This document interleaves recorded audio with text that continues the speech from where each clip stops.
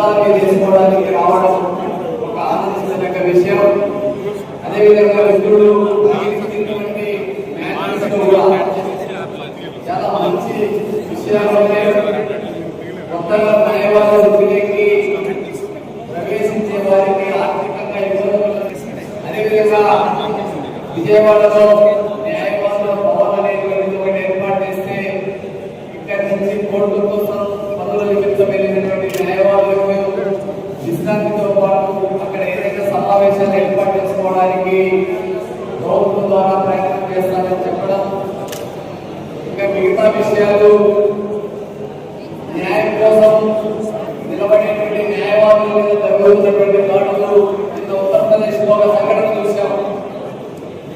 Toll gate bridges లో జరిగినటువంటి సంఘటన ఉత్తరప్రదేశ్ రాష్ట్రాన్ని అక్కడ ఉన్నటువంటి న్యాయవాదులకు ఒక తాగికి తీసుకొచ్చినటువంటి సంఘటన మనం సోషల్ మీడియా ద్వారా చూసాము. ఇక్కడ కూడా న్యాయవాదులు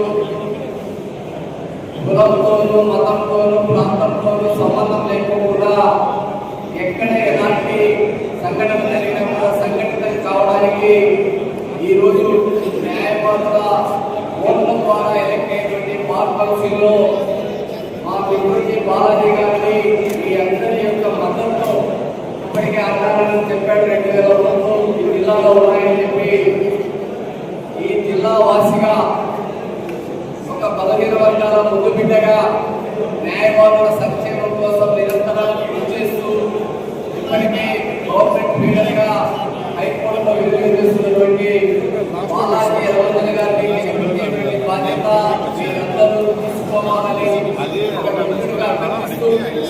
నాకు ఉన్నటువంటి పరిచయాల్లో కూడా రాజస్థాన్ గ్రాడ్యుయేట్ కాన్స్టిట్యూన్సీలో దాదాపు 10 జిల్లా కోర్టులో మిత్రులు పరిచయాలు ఖచ్చితంగా వారి అన్ని సహకారాన్ని అందించేటువంటి బాధ్యతలు కూడా తీసుకుంటానని చెప్పి గెలిపించేటువంటి బాధ్యత గెలుపులో కాపాడటం కూడా ఉండాలని ఆశిస్తూ ఆ ప్రయత్నం చేస్తానని చెప్పి మిత్రుడికి హామీ ఇస్తూ మీ అందరి ఆశీస్సులు బాధ్యత గెలుపు బాధ్యతలు చేపట్టాలని చెప్పి మరొకసారి అభ్యర్థిస్తూ ఇక్కడ పాల్గొన్నటువంటి ప్రతి ఒక్కరికి పేరు పేరున కృతజ్ఞత చేస్తూ మీడియా మిత్రులకి కృతజ్ఞత తెలియజేస్తూ వేదిక మీద మరొకసారి